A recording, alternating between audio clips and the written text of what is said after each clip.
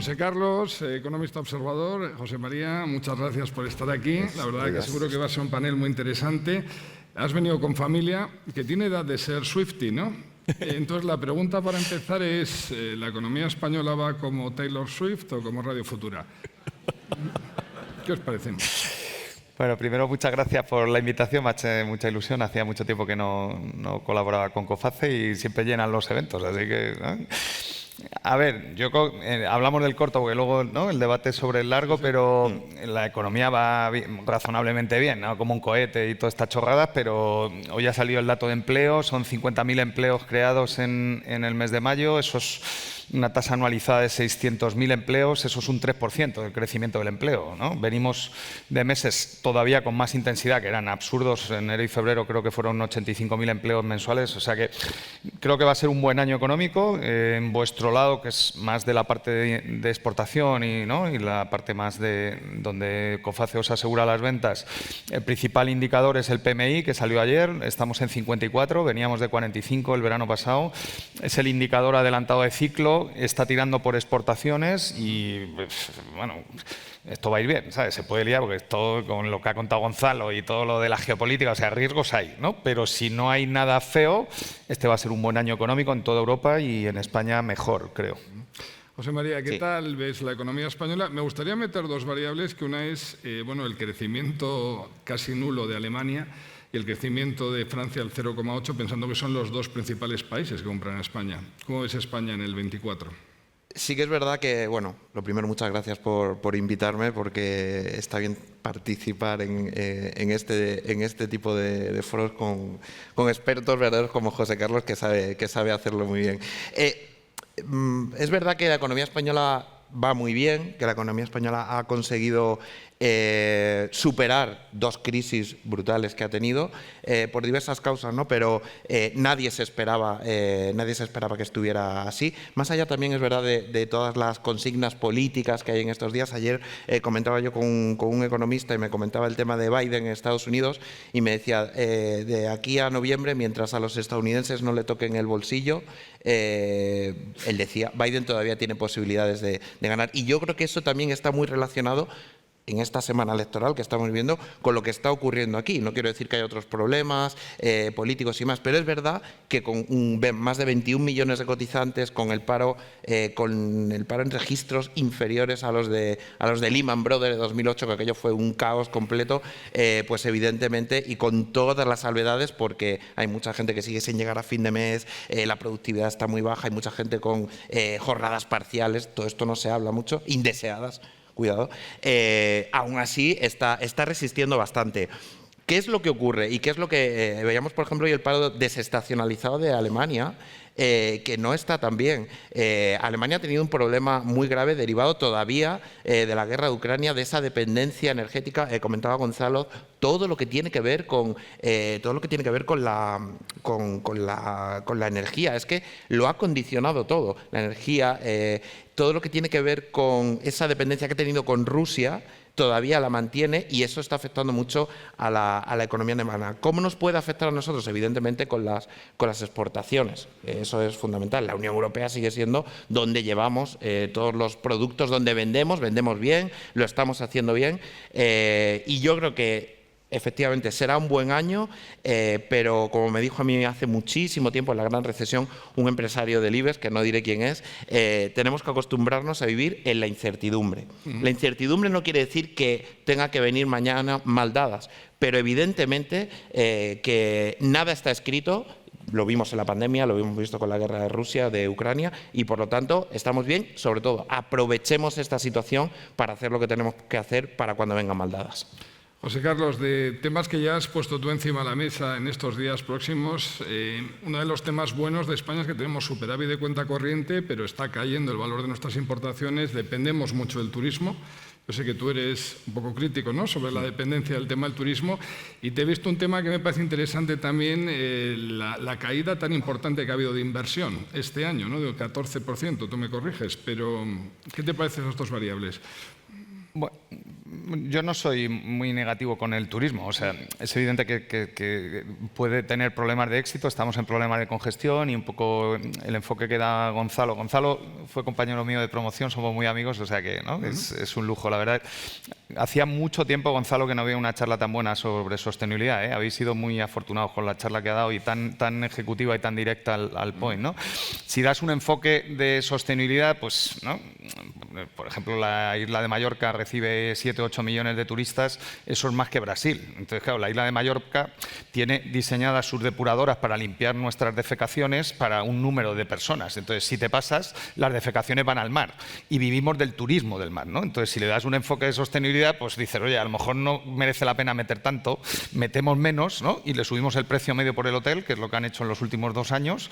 Pero claro, si subes el precio, que es lo que pasa con el cobre en Chile, y el que paga el cobre está dispuesto a pagar más y el precio no desincentiva la demanda, pues tienes que tomar medidas de regulación que la limiten. Ese es el único punto, ¿no? Tiene efectos de externalidades sobre los alquileres y el precio de la vivienda y eso te genera problemas sociales y políticos. Lo de la inversión sí me preocupa más.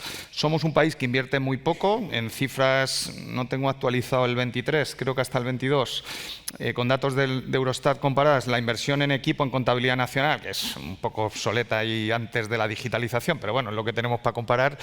Hemos invertido un 15% en España desde el año 2015, el promedio europeo es un 18% y Portugal ha invertido un 45%. Entonces, nosotros no convergemos con Europa. Entonces, claro, eso es un drama, ¿no? O sea, te puede ir muy bien en empleo, pero si es trayendo inmigración y aumentando la población, eso es un poco trampa, ¿no? Porque cuando corriges por renta por habitante no creces lo mismo que Alemania y Francia, ¿no? Que es lo que está pasando, ¿no? Entonces, yo creo que tenemos un problema de modelo de crecimiento, de productividad y de salarios y de desigualdad principalmente, y no un problema de potencial de crecimiento, ¿no? Como nos enseñaba Gonzalo, un profesor nuestro, Antonio Torrero, que nos daba economía española, esto es una economía muy agradecida. Tú le pones condiciones de estabilidad y crece. No sabes por qué, pero esto crece. Ahora, cuando vienen las crisis, ¿no? Nos pegamos unas galluflas que entonces, joder, podríamos tener un modelo menos intenso en las expansiones y menos intenso en las recesiones y reducir la volatilidad del empleo. Pero claro, eso requiere un cambio de modelo de mercado de trabajo, de tipo de estructura empresarial, de tamaño empresarial, de productividad. Hay que hacer muchas cosas, pero es posible, se puede. Muchas gracias. ¿Qué te parece, José María, a nivel de lo que es, bueno, el peso que tiene el sector turístico en España? Hemos tenido un primer cuatrimestre bastante bueno, hablamos siempre del cambio de modelo productivo, pero ahí está el turismo. Bueno, es que este debate sobre el cambio de modelo productivo, que está muy bien y es muy teórico, pero luego nunca se lleva a la práctica. Evidentemente, los datos de hoy del empleo y de todo el año tienen mucho que ver con el turismo, con los millones de turistas que llegan. Hay algún empresario también del sector turístico, del sector hotelero, que dice que necesitamos lo que decía José Carlos. Quizás no podemos aspirar a tener 15 millones de turistas más y sí que los que vengan se gasten más y los hoteles. Esto yo sé que para la mayor parte de los que han buscado, tenemos que buscar vacaciones en esta semana, pues es un poco tragedia, ¿no? Que sean más caros los hoteles, ¿no? Más caro todavía, cuando la media del hotel está ya en creo que son 135 euros la noche, la media, pero hay muchos hoteles que están mucho más caros. Tenemos tenemos que aprovechar las condiciones que nos da el turismo porque no tienen otros países, más allá del sol, playa, condiciones de seguridad, condiciones de estabilidad. También tenemos que ser conscientes de que vienen muchos turistas porque hay una parte del Mediterráneo, toda la parte de Egipto, Turquía, bueno, con todo el conflicto en Oriente Medio, que no se van allí ahora, pero que esto puede cambiar. Quiero decir, los turistas este año vienen mucho y el año pasado, pero que el año que viene no sabemos dónde se van a ir y no sabemos cuáles van a ser sus aspiraciones. También ligado con el cambio climático, los alemanes y los noruegos también pueden optar por quedarse allí porque ya tienen bastante más calor del que tenían antes y no les hace falta venir a sufrir. Tampoco te pases. Pero bueno, es verdad que aquí se está muy bien, no estoy diciendo que no. Aquí tenemos unas condiciones turísticas muy buenas, pero lo que decía antes, ¿por qué no aprovechamos el buen momento turístico que tenemos para ir cambiando? El modelo productivo no se va a poder cambiar de un año para otro, pero lo que no se puede hacer es, que yo recuerdo prácticamente desde los primeros gobiernos de Mariano Rajoy, estoy hablando ya hace 12, 13, 14 años, había siempre una aspiración, que era que la industria ocupara el 20% del Producto Interior Bruto, 20% del PIB industrial. Eso ya se hablaba con los primeros gobiernos de Rajoy, no se consiguió. Después Pedro Sánchez también tampoco se consiguió y tenemos una industria que ocupa un 13, 14, 15%.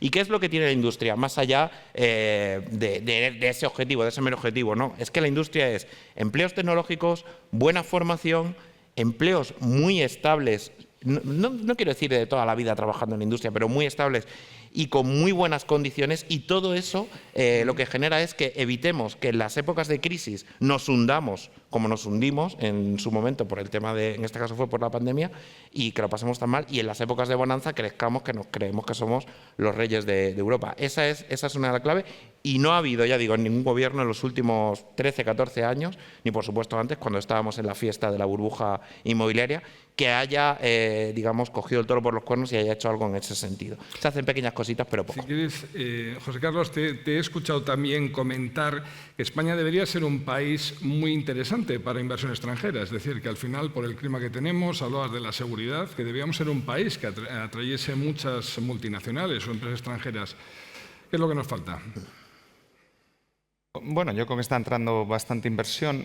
La charla de Gonzalo, que la ha dado con un enfoque de sostenibilidad, si me deja y no se enfada conmigo, ¿no? Me voy a poner un poco optimista, un poquito, ¿eh? Estoy optimista, pero bueno, ¿no? En lo que él ha descrito, estamos en varias revoluciones solapadas a la vez, ¿no? Y una de ellas es la energética y nos ha tocado la lotería. No hemos hecho nada, o bueno, en eólica sí, ¿no? Nosotros fuimos pioneros en desarrollo tecnológico industrial en eólica, tenemos Iberdrola, Gamesa, todo el desarrollo que se produjo en los años 80 ha funcionado. En fotovoltaica no, pero bueno, ahora mismo la forma más barata de producir electricidad en el mundo es con sol y con viento. Y nosotros tenemos las mejores condiciones de sol y de viento de toda Europa, ¿no? Entonces ya está, ¿no? La tecnología nos ha venido a nuestro lado. Entonces todo el desarrollo industrial en el siglo XVIII y XIX se hizo en el centro de Europa, en lo que se llama la hot banana, porque había carbón muy abundante y muy barato. Nosotros teníamos poco carbón y muy caro de extraer. Y ahora pues, va a haber un proceso de deslocalización industrial que ya ha empezado y van a venir aquí a buscar energía barata, ¿vale? Ya está pasando, ¿no? Llevo 3 años, hemos hecho una cátedra con Iberdrola en la Universidad de Alcalá, que la dirijo yo, y llevo 3 años contando esto. Entonces, este domingo me emocioné porque ya ha salido en el diario El País. Digo, coño, joder, tú vas sembrando y vas contando cosas y piensas que no sirve para nada, pero sirve, ¿no? Entonces, El País ya hablaba de potencial de industrialización en España, ¿no? Y esta es una realidad, ¿no? Porque el año pasado, en un informe que acaban de publicar comparado en Europa, España es el líder europeo en cierre de contratos de electricidad a largo plazo en 2023. Hemos cerrado un 30% más de contratos que Alemania y 3 veces más que Francia. ¿Por qué? Porque aquí se cierran las PPAs a 40 euros el megavatio y en Alemania a 70. Ya está. Entonces, ¿por qué vienen aquí? Porque es más barato. No empecemos a darle vueltas. Entonces, ya está. Entonces, ¿qué hay que hacer? Pues yo creo que lo hemos hecho razonablemente bien en renovables. Perdimos 10 años con lo del impuesto al sol y todas estas chorradas, pero bueno, el PP lavó su pecado original del impuesto al sol, ¿no? Porque todas las licitaciones que se están sacando ahora de renovables las sacó el PP en el último año, en 2018. Este gobierno, que solo tiene relato, no ha sacado ni un megavatio de licitación, 0, pero bueno, da igual, sobra ya, no hay que hacer más, ¿no?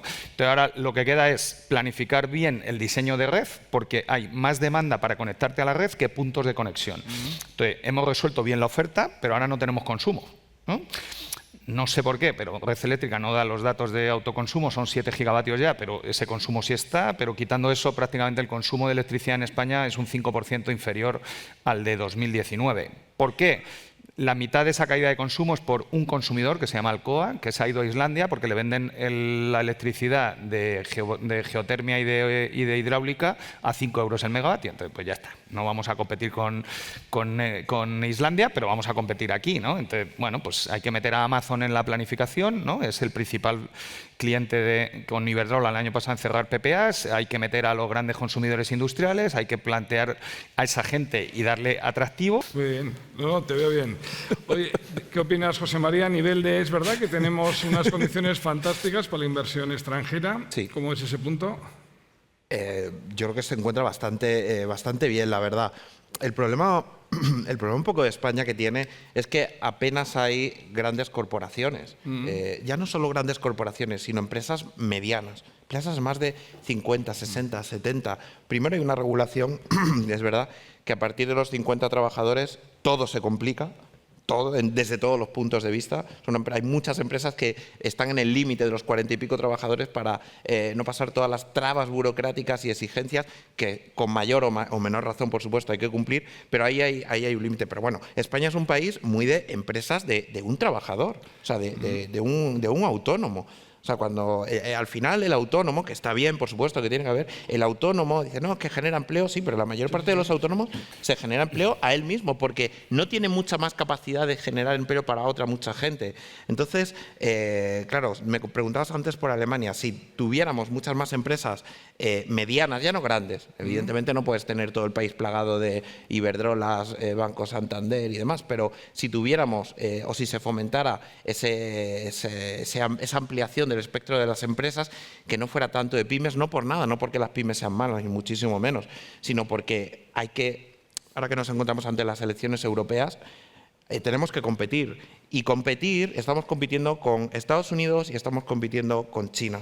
Y de verdad, cuanto más pequeños seamos, peor nos va a ir. Quiero decir, un Estado como España, un Estado como Francia, solos, aislado, por muy bueno que sea Alemania o por muy bueno que sea Francia, no tiene nada que hacer con Estados Unidos, con China o con otros muchos países, otros grandes ejes económicos. Por lo tanto, tenemos que ser conscientes, ya digo, ahora que llegan las elecciones europeas, yo no estoy llamando por el voto a favor de nadie ni en contra de nadie, pero desde luego tenemos que ser conscientes de que integrados, de que fusionados, de que unidos, tenemos tamaño y cuanto más tamaño tengamos, mejor será. Y esto le pasa lo mismo a las empresas.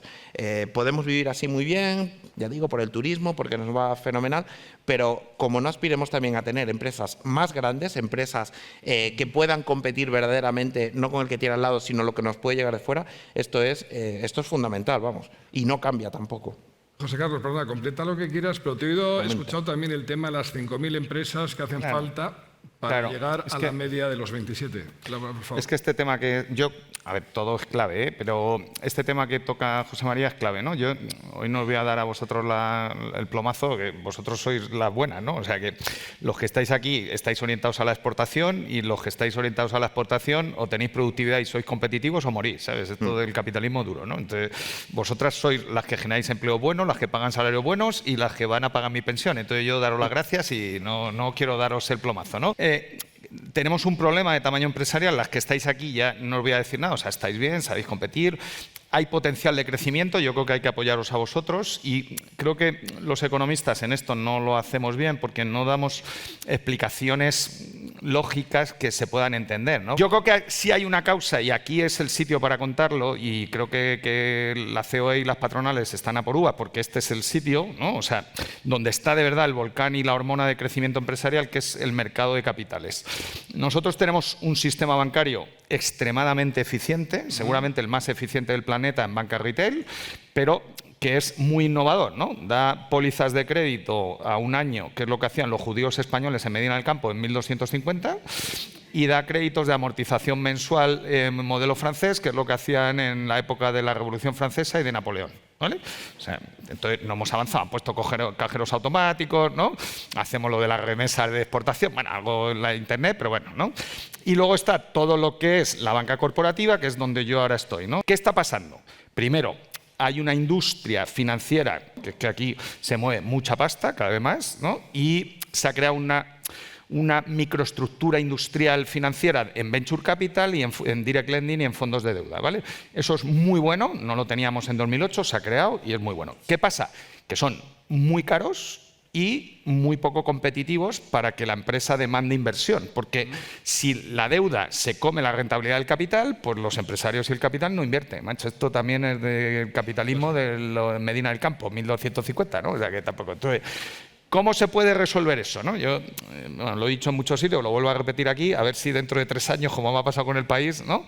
Se llama Next Generation, ¿no? Hay 70.000 millones en subvenciones y en grants que ya están y que creo han tardado mucho y tal. Creo que este año y el que viene van a funcionar. Estamos viendo muchas licitaciones, ya la han pillado el tranquillo. Creo que las licitaciones, yo creo que esa parte está ordenada y hay 70.000 millones en deuda, ¿no? La Comisión Europea está emitiendo a 10 años en euros al 2%. Y el gobierno español puede fondear a los fondos de direct lending en deuda al 2%. Nosotros nos estamos fondeando al 6 o al 7% en mercado de capitales. Si tú a mi fondo le bajas 5 puntos el coste de financiación y nosotros se lo pasamos a la empresa y tú bajas el direct lending del 10 o el 11% al 6%, tú le metes un shock a esta economía de inversión, de productividad y de creación de empleo y de salarios. Si hacemos bien lo de la red eléctrica y hacemos bien esto que estoy diciendo de la parte de mercado de capitales y claro, nos tendríamos que salir de Europa, esto es más complicado, ¿no? Pero bueno, dejamos de hacer el tonto con lo de la inteligencia artificial y me dan miedo los algoritmos. O sea, hay algoritmos desde los años 50. ¿Pero esto qué es? O sea, tú te coges la evidencia empírica, los países y las empresas que aplican inteligencia artificial crecen, crean empleo y pagan mejores salarios, y los países que no aplican inteligencia artificial decrecen, destruyen empleo y tienen pobreza y desigualdad. O sea, esto es una revolución sin precedentes en la historia de la humanidad, la energética y la de los datos. Y luego un poquito de financiación y ya está. Yo no haría más, ¿eh? Haces esas tres y la lías. Muchas gracias, mister. ¿Algo que aportar, aparte de financiación, puntos de red eléctrica, ¿no?, entre Toledo y Valencia? Vamos a ver, yo creo que hay y José Carlos lo sabe bien por el tema energético, es verdad que se han hecho cosas buenas en los últimos años, se está fomentando toda la red de renovables, somos mucho menos dependientes, aunque cuidado también, tenemos muchas renovables, pero también seguimos dependiendo muchísimo del gas. No del gas ruso, pero sí del gas de otros países con los que no estamos en conflicto, que parece que no tenemos tantos problemas, pero cuidado, no nos podemos fiar, ya he dicho antes, ya me lo dijeron en el IBEX, acostumbrémonos a vivir en la incertidumbre. Pero el tema energético, que es el que ha provocado crisis, que es el que ha tenido verdadero impacto, ahí es fundamental para desarrollarlo, por supuesto. Con todas las nuevas redes, yo creo que por parte de Red Eléctrica y del regulador, hay bastante, temor a realizar cualquier cosa. Yo no sé si José Carlos, si con la previsión de que me puedan acusar de que estoy dando demasiadas cosas, de que estoy abriendo demasiados puntos a maléficas empresas que quieren venir a hacer daño a la economía. No lo sé, porque la verdad que con todo el potencial eléctrico energético que tenemos, habilitar esos puntos para los data centers, bueno, ya hemos visto el ejemplo, por ejemplo, de Amazon en Aragón, sí. Y demás. Hay muchas empresas que, por ejemplo, aquí en Madrid, empresas extranjeras quieren venir a instalar sus centros de datos y hay una especie de muro, no sé si por parte de la administración o de esos a los que decías que si no habría que meterles en la cárcel. Hombre, la cárcel es un poco gordo, ¿no? Yo no creo que haya maldad, ¿eh? No hay una mano negra. A ver, nosotros hemos tenido ¿Entonces qué es? ¿Temor? ¿Ignorancia? Bueno, es gestión del cambio, tío. Es que tiene que haber un político que lo lidere y que es que los funcionarios no me ayudan. Pues, tío, o lo haces o te vas, ¿sabes? Es que, macho, ¿a qué has venido aquí, no? No, es que voy a pasar unos años aquí y vivo muy bien, ¿no? Pues vete al sector privado de chofe, privado de secretaria, privado de tarjeta, ya verás, cómo se está en el sector privado. Pero bueno, a ver, nosotros hemos tenido un sistema de generación eléctrica basado principalmente en centrales térmicas de carbón, en centrales hidráulicas, que tenemos una buena red de centrales hidráulicas, y en nuclear, ¿no? Entonces, claro, tú tienes grandes centrales de generación muy grandes, ¿no?, que conectan con grandes autovías de red, ¿no?, puntos de consumo, grandes ciudades y núcleos urbanos y centros industriales, ¿no? Eso era la planificación de red desde el año 1900 hasta 2015, ¿vale? De repente te entran las renovables y tienes muchas centrales, ¿no?, y muy diversificadas. Creo que eso lo hicimos bien, costó, ¿no?, nos equivocamos, nos pilló la crisis también, no había dinero, hubo que hacer lo de los impagos de los contratos, bueno, se montó el lío. Pero bueno, razonablemente esa planificación se hizo bien y se están conectando. Tardan 5 años, es un suplicio. Yo estoy de inversor en una empresa de puntos de recarga de automóvil y, o sea, nosotros tardamos 2 semanas en instalar un punto y la administración tarda 18 meses en darme la autorización. Pues ahí está claro, es que ahí está el problema. Sin acritud, que si no es por no ser transparente, ¿no? Pero hemos cerrado un contrato para ponerle todos los puntos a una cadena de gasolineras bastante potente, no voy a dar publicidad, ¿no? Y ponemos, yo qué sé, 2 puntos por gasolinera, ¿sabes? Entonces tiene gasolineras por toda España. Yo es que creo que tiene miles de gasolineras, ¿no? Bueno, cada vez que voy a poner un punto, ¿no? La administración me pide la escritura de constitución de la sociedad, el NIF y el DNI del notario. Eso lo tiene que mirar un funcionario y revisar que está correcto. Entonces, macho, no me jodas, ¿no? O sea, no me pueden dar una autorización administrativa de decir, mira, esto es una empresa seria que cumple con la capacidad técnica y solvencia financiera para desarrollar puntos de recarga, y cuando yo vaya a poner un punto, hago lo que hacen en Portugal o en Estados Unidos, que se llama una declaración responsable. Entonces, me responsabilizo que lo voy a poner bien. Si lo pongo mal, me crujes. Y si me tienes que meter en la cárcel, si yo voy a la cárcel, si no es por no ir a la cárcel. Pero, macho, no puedes tardar 18 meses en poner la autorización, ¿sabes? Es que, joder, es que esto es de Cantinflas, es de Cantinflas, ¿sabes? Pero bueno, en la red, ¿no? Es que por aquí pasa un río. Dice, joder, ¿y qué? Pues se va a pasar el cable por arriba, ya, pero es que eso está prohibido porque la regulación, ya, pero es que no hay río, macho, y va a venir un día, como dice Gonzalo, pues vendrá la dana y pasará, el agua vuelve, ¿no? Ya, pues cuando vuelva por lo alto, coño, que no le pille el río, el cable, ¿no? No lo sé, o sea, habrá soluciones técnicas. No, es que no puedo. Entonces, yo creo, sinceramente, que es gestión del cambio, ¿no? Hicimos la privatización de Red Eléctrica, que fue un error, ¿no? Se lo pasan súper bien, ¿no? No tiene un consejo de administración, aquello es un café ilustrado, porque yo creo que yo sé más de electricidad que todos ellos y no sé mucho. O sea, yo pregunto a los ingenieros, ¿sabes? Yo cuando tengo dudas, esto no, o sea, yo no sé nada, ellos no saben nada de nada, ¿no? O sea, tú miras los consejos, se llevan $500.000 de pavos, está muy bien, ¿no? Y entonces vas allí y te dicen, no, es que esto no me deja el ministerio. Y entonces digo, ¿pero tú eres una dirección general o eres una empresa que cotiza en bolsa? No, yo cotizo en bolsa. Coño, pues te tendrás que quejar, ¿no? O sea, yo vengo aquí, yo no cobro por esto, ¿eh? O sea, esto que estoy haciendo aquí, yo no cobro. O sea, yo quiero que al país le vaya bien, que a mi niña le vaya bien y yo cobrar una buena pensión, ya está, ¿no? Es egoísmo self-interest, pero que no cobro, ¿no? Y yo defiendo que haya aumento de consumo que te va bien a tu cuenta de resultados y a tus accionistas, ¿no? Y yo me juego el tipo saliendo en televisión y contando esto, y tú que vives de esto y cobras de esto y te llevas $500.000 de pavos por esto, ¿no?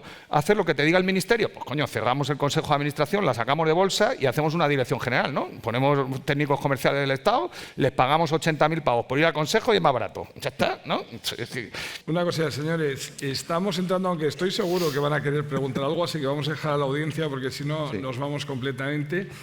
Estaba pensando, ya para terminar por mi parte, luego damos paso a la audiencia, pero tu último gran libro, la verdad que a mí me resultó bastante interesante, ¿no? De la indignación a la esperanza.